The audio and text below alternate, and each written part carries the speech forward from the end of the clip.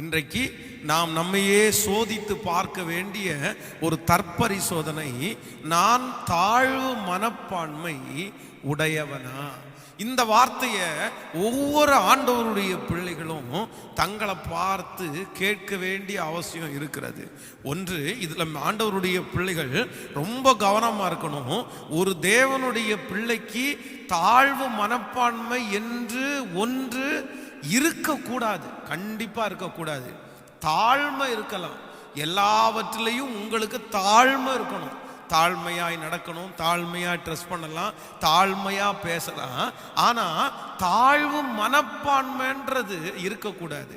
தாழ்மை என்கிறது வேறு, தாழ்வு மனப்பான்மை என்கிறது வேறு. நிறைய பேருடைய வாழ்க்கையில் அவங்கள கெடுக்கிற ஒரு மிகப்பெரிய ஆயுதம் என்ன அப்படின்னா இந்த தாழ்வு மனப்பான்மை. அவங்கள விட நான் படிக்கல, அவங்கள விட நான் அழகா இல்லை, நான் அப்படி இருக்கிறேன், நான் இப்படி இருக்கிறேன், என் கண் இப்படி இருக்குது, என் கால் இப்படி இருக்குது, என் மூக்கு இப்படி இருக்குது, இல்லைன்னா எனக்கு பணம் இல்லை, எனக்கு நல்ல அம்மா அப்பா இல்லை. இப்படி நிறைய பேர் தங்களை தாங்களே தாழ்வு மனப்பான்மை ஆக்கி கொண்டு வர்றாங்க. அதனால பொதுவாக பாருங்க, ஏதோ எல்லாருக்கும் நடக்கிற அந்த நல்ல விஷயங்கள் அவர்களுக்கு நடக்கலைன்னா உடனே நிறைய பேர் கல்யாணத்துக்கு போக மாட்டாங்க, சொந்தக்காரங்க வீட்டுக்கு போக மாட்டாங்க. அவங்கள அப்படியே சபிச்சுட்டு தாழ்வு மனப்பான்மையோட கூட எல்லார்கிட்டத்திலையும் பேசுறதுக்கு அவங்களுக்கு ரொம்ப பயம். அவங்களுக்கு நல்ல நாலேஜ் ஆண்டவர் கொடுத்திருப்பாரு, ஆனா அவங்களுக்கு அதிகமாய் தாழ்வு மனப்பான்மை. இந்த தாழ்வு மனப்பான்மை ஒரு தேவனுடைய பிள்ளையினுடைய வாழ்க்கையில இருக்கவே கூடாது. இது நீங்க எவ்வளோ பெரிய டேலண்ட் உள்ள ஆட்களா இருந்தாலும் இந்த தாழ்வு மனப்பான்மை உங்களை உட்கார வச்சிரும், உங்களை ஒன்றும் செயல்பட விடாம உங்களை தடுத்து நிறுத்திடும்.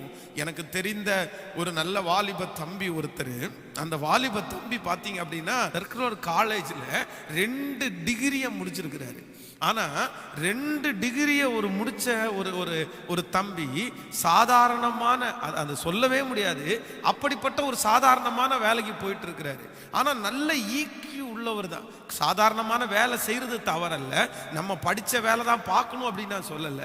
ஆனால் அவருக்குள்ள அவ்வளவு திறமைகள் இருந்தாலும் அவருக்குள்ள ஒரு தாழ்வு மனப்பான்மை. நான் எல்லார மாதிரி எனக்கு பேச தெரியாது, எல்லார மாதிரி அப்படியெல்லாம் பண்ண தெரியாது அப்படின்னு சொல்லி அந்த தாழ்வு மனப்பான்மை அவ்வளவு படித்த மனுஷனையும் ஒன்றும் இல்லாதவனா உட்கார வச்சிருச்சு. ஆண்டவருடைய பிள்ளைகளே, இன்றைக்கு ஆண்டவர் நம்மோட பேசுகிற ஒரு வார்த்தை அப்படின்னா, இந்த தற்பரிசோதனைலாம் ஆண்டவர் என்ன சொல்றாருன்னா, உங்களை குறித்து ஒரு நாள் தாழ்வு மனப்பான்மை உங்களுக்குள்ள இருக்கக்கூடாது. ஏன் அப்படின்னா உங்களுக்குள்ளே இருக்கிறவர் பெரியவர். வேதம் சொல்கிறது, உலகத்தில் இருக்கிறவனை விட நமக்குள்ளே இருக்கிற ஆண்டவர் பெரியவராகும். ஆண்டவர், நீங்க சின்னவங்களா இருக்கலாம், நீங்க ஞானம் இல்லாதவர்களா இருக்கலாம், நீங்க படிப்பறிவு இல்லாதவர்களா இருக்கலாம், ஆனா உங்களை நடத்துகிற ஆண்டவர் பெரியவர். அவர் ஞானத்திலே ஐஸ்வர்யம் உள்ளவர். அவர் உங்களுக்குள்ள இருக்கும் போது உங்க கையில கொடுக்கப்படுகிற அந்த காரியத்தை நீங்க வெற்றியாய் முடிக்க முடியும்னு நான் ஆண்டவருக்குள்ள விசுவாசிக்கிறேன். என்னிடத்துல இந்த ஊழியத்தினுடைய ஆரம்பத்தில் ஒரு சில நேசிக்கிறவர்கள் தான், நேசிக்காதவங்க அல்ல, நேசிக்கிறவங்க என்ன சொல்லி இருக்கிறாங்க அப்படின்னா, உங்களை விட ரொம்ப நல்லா பிரசங்கம் பண்றவங்களை எல்லாம் தயவு செய்து மேடையில் ஏற்றிடாதீங்க, அவங்களெல்லாம் மேடையில் விட்டுறாதீங்க. விட்டுட்டீங்க அப்படின்னா என்ன ஆகும் அப்படின்னா, அவங்க உங்களை விட ரொம்ப அழகா பிரசங்கம் பண்ணிடுவாங்க. பிரசங்கம் பண்ணினதற்கு பிறகு உங்க ஜனங்கள் உங்களையும் அந்த மாதிரி எதிர்பார்ப்பாங்க. அப்படி ஒருவேளை இல்லை அப்படின்னா அப்புறம் அவங்க சர்ச்சை விட்டு திருப்பி போறதுக்கெல்லாம் வாய்ப்பு இருக்குது, கவனமா இருங்க அப்படின்னு எல்லாம் சொல்லுவாங்க.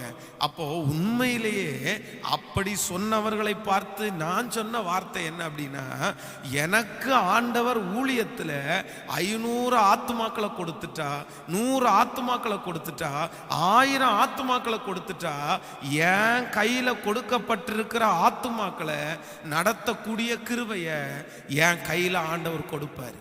அப்படி ஒருவேளை ஒரு ஆத்மா வந்து அப்படி போயிருச்சு அப்படின்னா அந்த ஆத்மாவை வழி நடத்துற அளவுக்கு நான் இன்னும் ப்ரிப்பரேஷன் ஆகல, அவ்வளோதான் அப்படின்னு நினைப்பனே தவிர, நான் இருக்கிற ஸ்தானத்துல என்ன மேல தூக்குற மாதிரி இன்னொருத்தரை கர்த்தர் கொண்டு வர மாட்டார்ன்ற நம்பிக்கை எனக்கு இருக்குன்னு நான் எல்லா இடத்துலையும் சொல்லி இருக்கிறேன். ஆண்டவருடைய பிள்ளைகளே, உங்களுக்கும் நான் சொல்றது, ஆண்டவர் உங்களுக்கு ஒரு அதிகாரத்தை கொடுத்திருக்கிறாரா, ஆண்டவர் உங்களுக்கு ஒரு வேலையை கொடுத்திருக்கிறாரா, நீங்க ஒன்று நினைத்து கொள்ளுங்க, உங்களுக்கு பதவியை கொடுத்தவர் கர்த்தர், உங்களுக்கு பொறுப்பை கொடுத்தவர் கர்த்தர். உங்களை விட மல்டி டேலண்ட் உள்ள ஒரு பர்சன் அங்க இருந்தாலும் உங்களுக்கு பொறுப்பு கொடுத்த தெய்வம் அவங்கள விட ஒரு படி அதிகமான ஞானத்தை கொடுத்து தான் உங்களை நடத்துவாரே தவிர, ஒரு நாளும் அவங்க உங்க தலை மேல ஏறுறவருக்கு ஆண்டவர் விட மாட்டாரு. ஆனா நீங்களா தாழ்வு மனப்பான்மைப்பட்டுட்டு, அவங்களுக்கு எல்லாம் தெரியும், எனக்கு ஒன்றும் தெரியாது, அவங்க எல்லாம் வச்சிருக்காங்க, எனக்கு எதுவுமே இல்லை அப்படின்னு தாழ்வு மனப்பான்மையோட இருக்கவே இருக்காதீங்க. அப்படி இல்லாததையும் எனக்கு நீங்க கற்றுக் கொடுப்பீங்க ஆண்டவரே, உங்களால முடியும்ப்பா, என்னை ஒரு தலைவனாய் தலைவியாய் வைக்கிறீரே, ஆனால் அதற்குள்ள கிருபை எனக்கு கொடுப்பீங்க அப்படின்னு சொல்லி நீங்க நம்புவீர்களே, ஆனால் ஆண்டவர் உங்களுக்கு செய்ய வல்லவரா இருக்கிறார். இந்த ஜபத்துல இருக்கிற யாராவது ஒருத்தர் தாழ்வு மனப்பான்மையோட போராடி கொண்டே இருக்கிறீங்களா? பாஸ்டர், எனக்கு என்ன குறித்து எதுவுமே தெரியல, என்னை குறித்து ஒரே நெகட்டிவாக தான் வந்துட்டு இருக்குது. இல்லை இல்லை, ஆண்டவர் இன்னைக்கு உங்களுக்காக தான் பேசிட்டு இருக்காரு. இல்லை மகளே, உனக்குள்ளே இருக்கிற ஆண்டவர் பெரியவர். கையில் நீங்க எல்லாம் நிறைய சேனல்ல கூட பார்த்துருப்பீங்க, கை இல்லாதவங்க, கால் இல்லாதவங்க, இவங்கெல்லாம் எவ்வளவு ஆண்டவருக்காக சைன் பண்றாங்க. நிக்கு அப்படின்ற ஒரு ஊழியக்காரரை குறித்து உங்களுக்கு எல்லாருக்கும் தெரியும்னு நான் நம்புறேன். 2 கையும் இல்லை, 2 காலும் இல்லை, ஆனா இன்னைக்கு உலக நாடுகளுக்கே அவர் பிரீச்சரா மாறிட்டாரு. எத்தனை லட்சம் ஜனங்களுக்கு ஆறுதல் கொடுக்கிற மகனா மாறிட்டாரு. ஏன் ஆண்டவர் உங்களை பயன்படுத்த முடியாதா? கற்பா இருக்கிறேன்னு உங்களுக்கு ஒரு தாழ்வு மனப்பான்மை இல்லை, இப்படி இருக்கேன்னு ஒரு தாழ்வு மனப்பான்மை இல்லை. இல்லை இல்லை இல்லை இல்லை, தாழ்வு மனப்பான்மையை தூக்கி போட்டுருங்க. அது சத்துருவனுடைய வாயில. நான் சொல்றேன், சத்துரு தான் உங்களை அப்படி உங்களை உட்கார வைப்பான். உங்களை குறித்து தவறான காரியத்தை பேச வச்சு, நீ அப்படி இருக்கிற இப்படி இருக்கன்னு உங்களை குற்றப்படுத்தி உங்களை அப்படி உட்கார வச்சிருவான். ஆனா ஆண்டவர் ஒரு நாளும் உங்களை குற்றப்படுத்தி உட்கார வைக்கவே மாட்டாரு. பரவாயில்லப்பா, நான் இன்னும் உனக்கு கிருபையை தருவேன்னு என்கரேஜ் பண்ணி தட்டி கொடுக்கிறவர் தான் ஆண்டவர். கண்களை மூடலாமா? அப்பா, எனக்கு இருக்கிற தாழ்வு மனப்பான்மையை நீங்க மாற்ற போகிறதற்காய் ஸ்தோத்திரம், என்னை உணர்த்தினதற்காக ஸ்தோத்திரம் என்று முழு இருதயத்தோட ஆண்டவருடைய பிள்ளைங்க கர்த்தரிடத்துல கேளுங்க. ராஜா, அந்த தாழ்வு மனப்பான்மையோடு யார் போராடி கொண்டிருக்கிறார்களோ அவர்களுக்கு அந்த தாழ்வு மனப்பான்மையிலிருந்து ஆண்டவர் இப்போ உங்க நாமத்தினால அவங்கள வெளியே கொண்டு வரும்படியாக ஜெபிக்கிறேன்ப்பா. அந்த தாழ்வு மனப்பான்மையை தூக்கி போடக்கூடிய ஒரு கிருபையை உங்க பிள்ளைகளுக்கு தருவீராக ராஜா, தருவீராக ராஜா. உங்க மகிமை கூட இருக்கட்டும். இயேசுவின் மூலம் ஜெபம் எடுக்கிறோம் நல்ல பிதாவே. ஆமென், ஆமென். ஹல்லேலூயா, ஹல்லேலூயா.